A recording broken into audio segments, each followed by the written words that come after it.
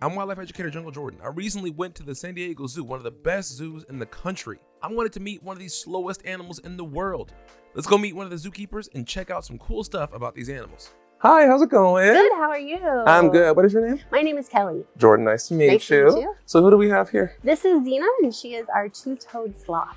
Awesome. Well, she seems very curious. So she is an ambassador animal. Yes. So she comes out and she does presentations for the public.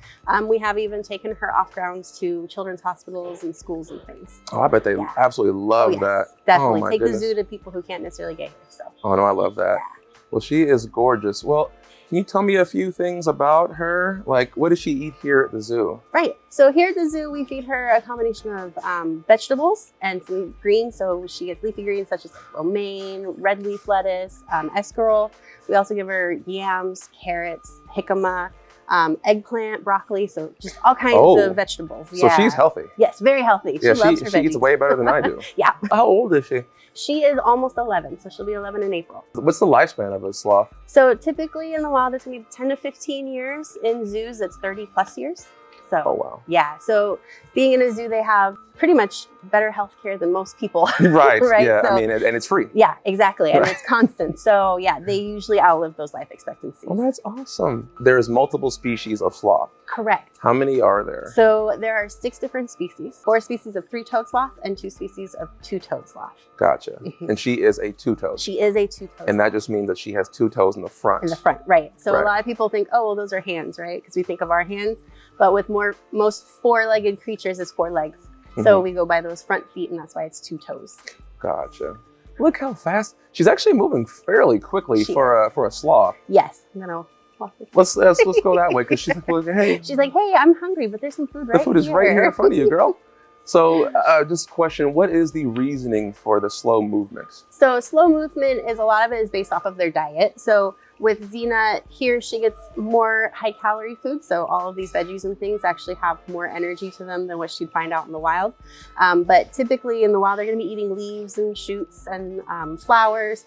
Maybe if they come across a bird's nest, maybe some eggs. So they get a little bit of protein in there. So with that diet though, it goes through their digestive system really slowly. They have multi-chambered stomach, so kind of like a cow. Oh, so cow. So it goes real slow there. And so they're not getting a lot of the nutrients that would give you the energy. So they just go nice and slow. Which is how because they're so slow moving, that's how the algae will form on their bodies. I've seen that. Yeah, so with the slow movement and then the heat and the humidity in the environment, it causes that algae to grow on their backs. That's awesome. There's like a whole ecosystem that's living in their fur. There is. Yeah, so they have a moth that's called a sloth moth that actually... A sloth moth? Yeah, sloth moth. Who made that up? It's clever. I have no idea. Yes. But yeah, so they will actually grow and be on the backs of the sloths, and they live off the algae that's on them. And then what happens is sloths go to the bathroom typically once a week. And when they do, they go down to the base of a tree, which is kind of weird because it's their most vulnerable time. But they go down there, and that's when the sloth moth will lay its eggs. And then when they come back... On the fecal. On the poop. on the fecal, yep. So they do that. When they come back down another time, they crawl back up onto the sloth, and it's just the whole process. So I had to catch myself there just now, because I used a science term. Yeah, I'm supposed to use poop. Oh, yeah. I'm just joking. This area of the zoo we're in right now is the base camp, right? And the last time I was here was 2018, and this wasn't built yet. No. And just walking around, it was so just innovative and just awesome for all ages. Like I was having fun with there was like little games, and I was having too much fun. What they did with this area, because it used to be formerly the children's zoo. Right. And so we had a lot of people not wanting to come to this area because it's for children, which is fine. But I'm a big child. Right? It's okay. I always thought it was fun. But they wanted to make sure that we were reaching more people. And so they've made it a more interactive area. And that's why we named it Wildlife Explorers Base Camp, because everybody's an explorer. And so they've had a lot of different things they want you to explore through play. So that's why we have the play areas, the water play right over by our squirrel monkeys. In our insect house, we have the interactive games. That was awesome. Things. Oh my goodness. And then like the big room where you have like the insects flying over and they have scents being put in. So yeah, they want people to be having that entire experience. Right. So and then this area that we're in right now is for ambassador animals to come out and do have interactions with guests. What does ambassador animal work do for conservation and awareness? That's a great question. So Xena here, being a sloth, everybody loves sloths. Everybody relates to sloths. They think they're just the cutest animals.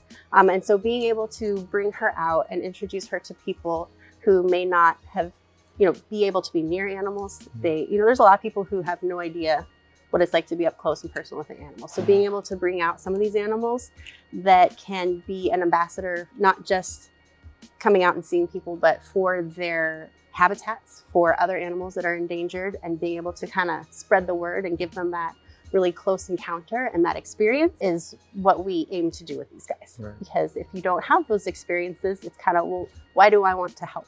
Right. Why does that affect me? Kelly, how long have you worked at the San Diego Zoo? I have worked at San Diego Zoo for 18 years. Wow. Yeah, it's a long time. Yeah, that's a long time. What keeps you coming back every day? I think this is pretty much what it is. So the work is hard. So, cleaning up poop and, taking care of habitats and doing all of that, it is really hard and it's physical. But being able to have this experience where I get to bring an animal out, I get to interact with the public, I get to teach them about her, and just touching those lives and seeing their reactions, I think is probably the best thing I've ever been able to do. Kelly, thank you so much for this awesome time that you've shared with me and my giveaway winner that we didn't do earlier. We didn't do that at all today. Thank you so much. And Xena is adorable. Thank you so much. And I hope to come back soon and see some more cool stuff. Definitely. It's an amazing place. Awesome. Bye.